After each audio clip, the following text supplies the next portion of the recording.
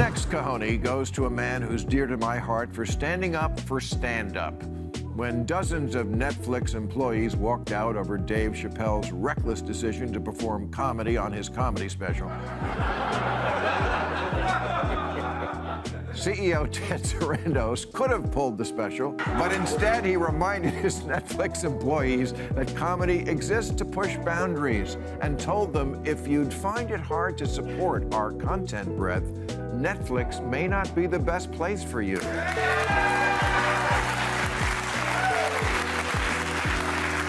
So, for making the phrase, "Don't let the door hit you in the ass," never sound better, this is for you, Ted. Bill Maher is not done taking swings at Hollywood's so-called woke warriors. Oh no, he's doubling down. In his latest rant, Maher went after a bunch of celebrities for force-feeding the woke agenda to the public, and he didn't hold back. He tore into them for being completely out of touch with reality. Classic Bill Maher energy. One by one, he dismantled their weak arguments and exposed the fake virtue signaling behind their words. This one gets intense. So buckle up, because there's a lot to unpack. There's no getting around the fact that what was on the mind of the liberals that night in Brentwood, or wherever we may have been, was that the most powerful witch hunters now were coming from Twitter, the Ivy League, and the progressive left. J.K. Rowling used to be a villain to the right because she wrote books about witchcraft. Now she's a villain to the left because she has the crazy belief that there's more to being a woman than pronouns and lipstick. Maher opened the night with a savage dose of irony. He called out how the so-called woke left loves to idolize their heroes until those heroes dare to say something that doesn't fit the approved narrative. And when that happens, boom, they're canceled, cut off, erased. He pointed to J.K. Rowling as the perfect example, once adored, now exiled. But she's not alone. Elon Musk was Silicon Valley's golden child. Joe Rogan used to be the edgy voice progressives love to quote. And even Maher himself. He was once hailed as a fearless liberal icon. But the moment any of them voiced an opinion that went against the script, the mob came for them. Claws out, zero mercy. As Maher put it, loyalty in that world only lasts as long as you keep towing the line. So that was the point of the evening. How do we take a stand against cancel culture? And I suggested, since we were mostly all in show business, that we start an award show to honor the brave people who have fought back. Well,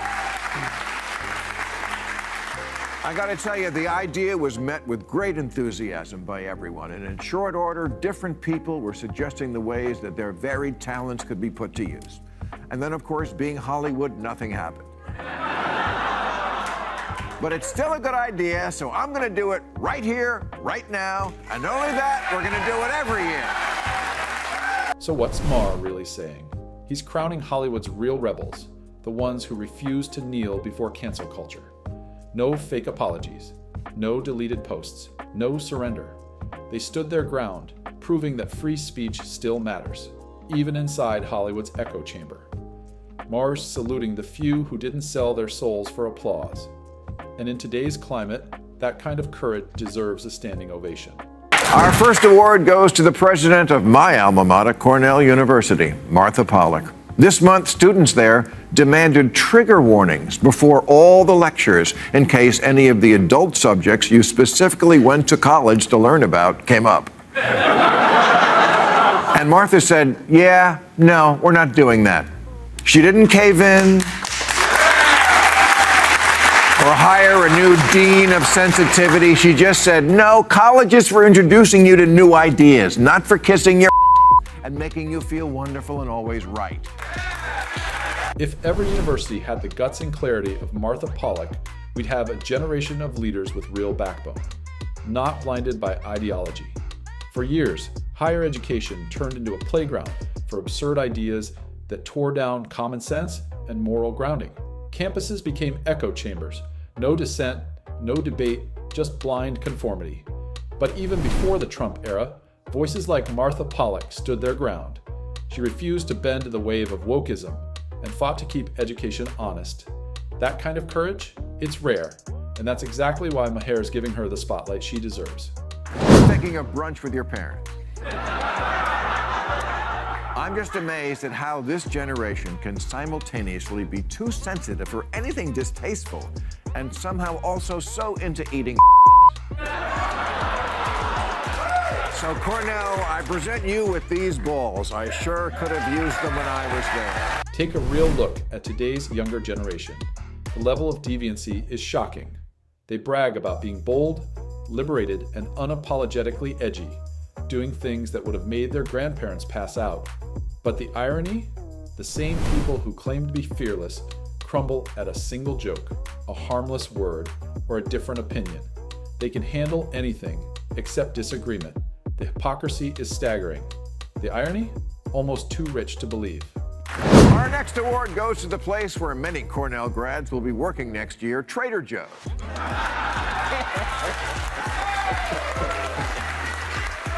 Trader Joe's, who for years have been selling a line of ethnically themed products, trading on the name Joe. For example, they have Trader Jose's beer. So, of course, one teenager on Twitter heard the word Jose and said it was racist, and then there was a petition. The Twitter mob came charging, pitchforks out, demanding apologies, groveling, and public humiliation. Everyone thought the company would fold, just like all the others do. Because that's the script, right? Cave in, apologize, rebrand into nothingness. But Trader Joe's? They broke the pattern. They stood firm, refused to play the cancel culture game. And guess what? The sky didn't fall. The world kept spinning. Sales, still booming. Get a life and a sense of humor and released this statement. We disagree that any of these labels are racist, and we do not make decisions based on petitions. You see how easy it is? So to the home of the 19-cent banana, here, have some nuts. In a world where most companies panic the second Twitter gets loud, Trader Joe's proved something huge. Courage still wins. Their stand was a wake-up call. You can push back and still come out on top. The so-called mob? It's not an army. It's just a few loud voices yelling into the void. And once you see that, their power disappears. Trader Joe's showed everyone exactly how it's done. This next cojones goes to a man who's dear to my heart for standing up for stand-up. When dozens of Netflix employees walked out over Dave Chappelle's reckless decision to perform comedy on his comedy special. CEO Ted Sarandos could have pulled the special and replaced it with more episodes of Who Wants to Watch Koreans Get Killed.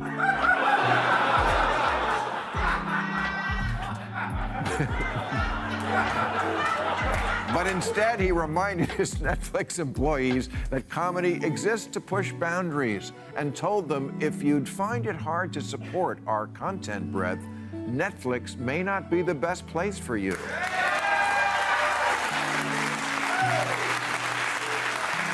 So, for making the phrase, "Don't let the door hit you in the ass," never sound better, this is for you, Ted. Even comedians, the very people meant to push boundaries and make us laugh at life's chaos, aren't safe anymore. Cancel culture came for them too. Dave Chappelle? Dragged for daring to joke about taboo topics. Kevin Hart? Canceled from hosting the Oscars over decade-old tweets he'd already apologized for. Joe Rogan? Attacked for podcast conversations that didn't fit the approved script. Even Rob Schneider, the guy known for goofy humor, wasn't spared. It's madness.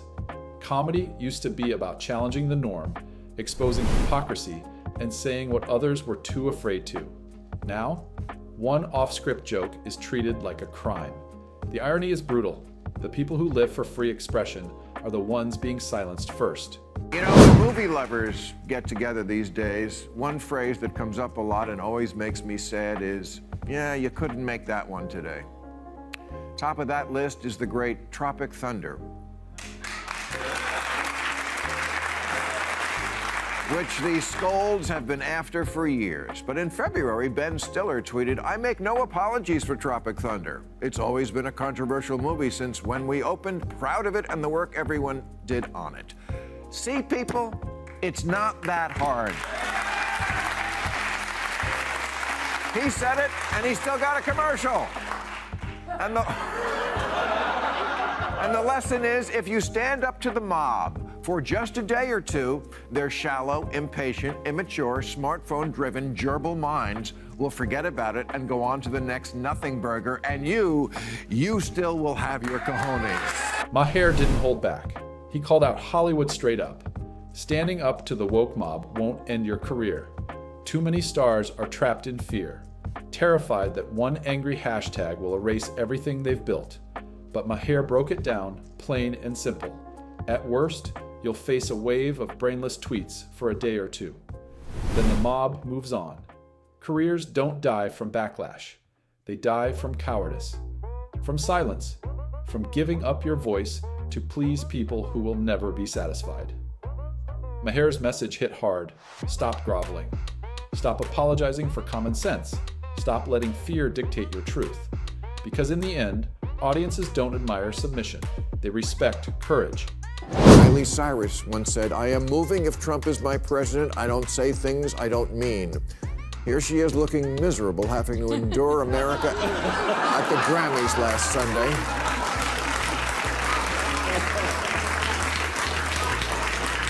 I guess she flew back from Tajikistan. Then Maher turned his aim straight at Hollywood's biggest pretenders, the ones who talk tough but fold when real courage is needed. Remember those celebrities who swore they'd leave America if Trump ever won? They made dramatic vows on talk shows, red carpets, and Twitter, promising exile in the name of principle. Fast forward a few months into Trump's presidency, and where were they? Still in Hollywood. Still sipping champagne, still thriving under the very administration they called unlivable. Not a moving truck in sight. Maher didn't sugarcoat it. Pure hypocrisy. Empty threats for attention, empty words for clout. If you're gonna scream resistance, then stand by it. Otherwise, it's all just an act. Another script for the cameras, not conviction. In 2016, Eddie Griffin said, "If Trump wins, I'm moving to Africa." Apparently very slowly, because in Trump's 4 years, he only got as far as Van Nuys. George Lopez once said that if Trump won, he won't have to worry about immigration. We'll all go back.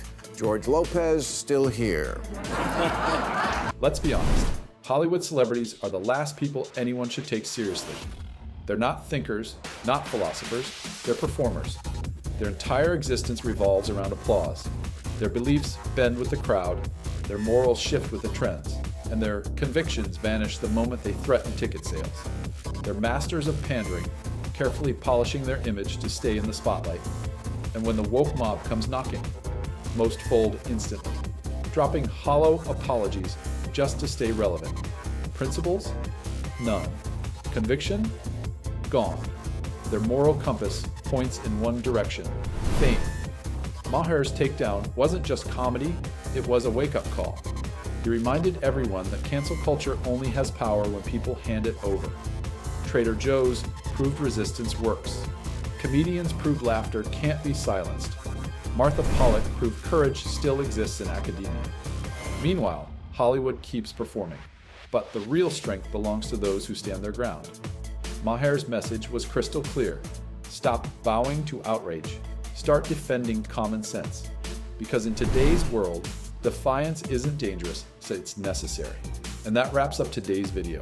If you enjoyed it, hit that like button, subscribe, leave a comment, and turn on notifications, because we've got more bold, unfiltered content coming your way. Thanks for watching, and I'll see you in the next one.